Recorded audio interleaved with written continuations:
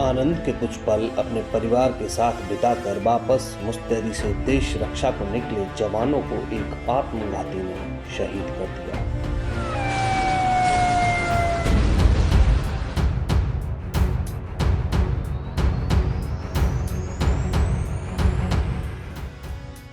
जम्मू श्रीनगर राष्ट्रीय राजमार्ग पर अवंतीपोर के पास एक ऐसा हमला हुआ जिसने हाल ही में हुए उरी के हमले को भी बौना साबित कर दिया।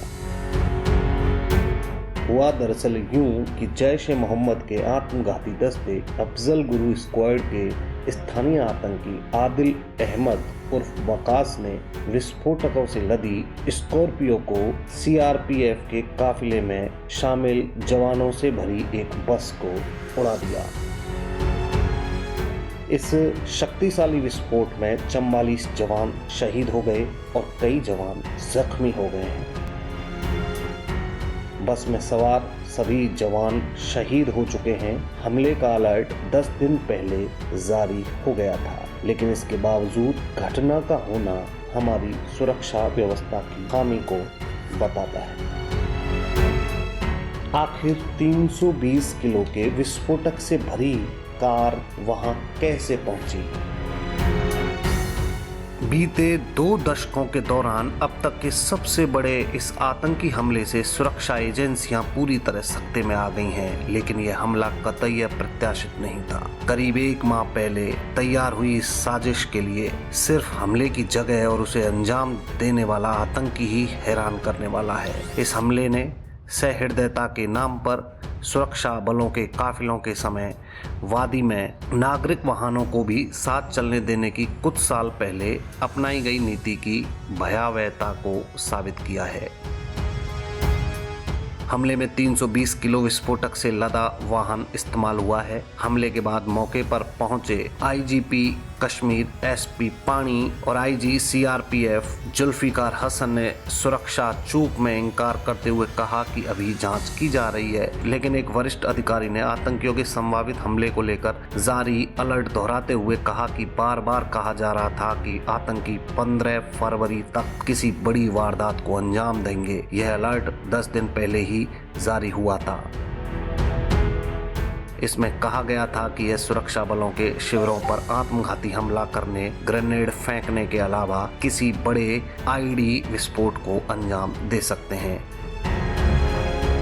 इस अलर्ट के आधार पर रोजाना सुरक्षा व्यवस्था की समीक्षा हो रही थी। आतंकी हमले की दृष्टि से हाईवे पर परिमपोरा, पंथा चौक, जेवन पामपोर, कदनबल और कांजीगुंड मीर बाजार को ही सबसे ज्यादा संवेदनशील घोषित किया गया था, लेकिन आतंकियों ने जिस तरह से गोरीपोरा को चुना और वह भी उस जगह जहां से सीआरपीएफ के वाहन अपने लिथपोरा स्थित अपने शिविर की तरफ मुड़ रहे थे, उन्होंने बताया कि ऑपरेशन ऑल आउट में अपने अधिकांश कमांडरों के मारे जाने से हताश आतंकी संगठन किसी बड़ी वारदात को अंजाम देने का मौका बीते 1 माह से लगातार तलाश कर रहे थे।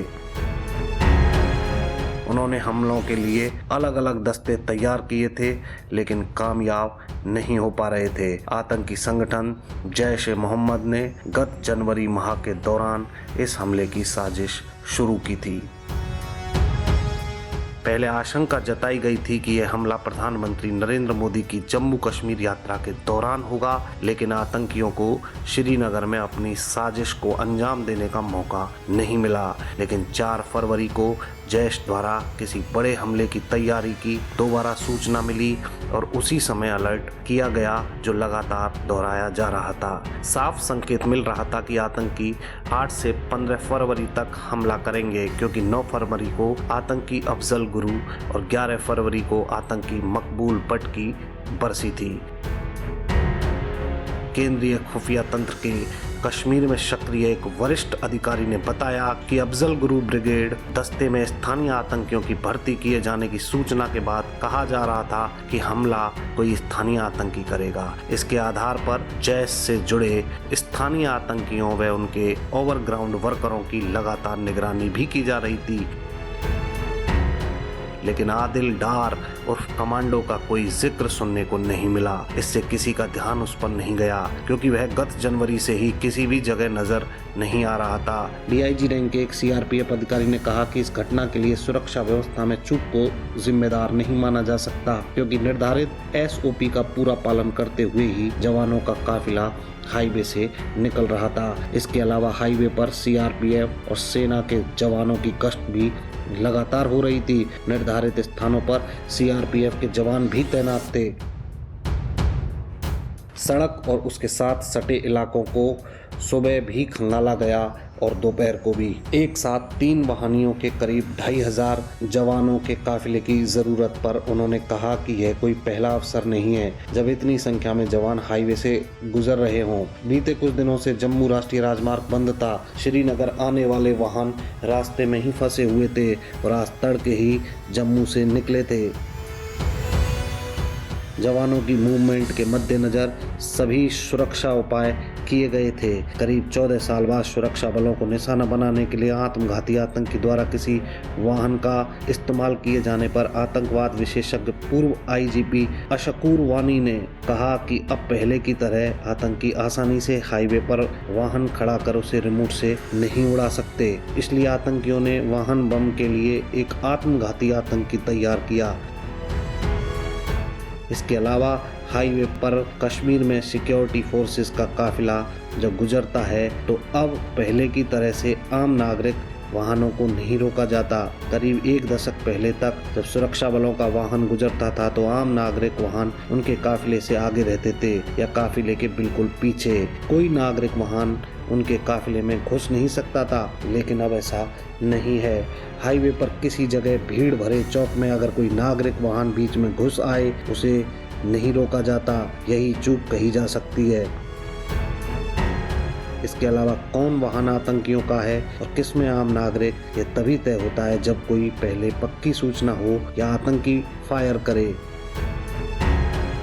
कश्मीर में आतंकवाद विशेषज्ञ वरिष्ठ मुख्तार बाबा ने कहा कि मौसम किसी हद तक आतंकियों के लिए मददगार रहा है। ठंड और बारिश के मौसम के चलते हाईवे पर तैनात जवान मुस्तैद नहीं रह पाए होंगे। यही बात आतंकियों ने भी ध्यान में रखी होगी। इसके अलावा हाईवे से सुरक्षा बलों के गुजरने का समय सभी को पता रहता है।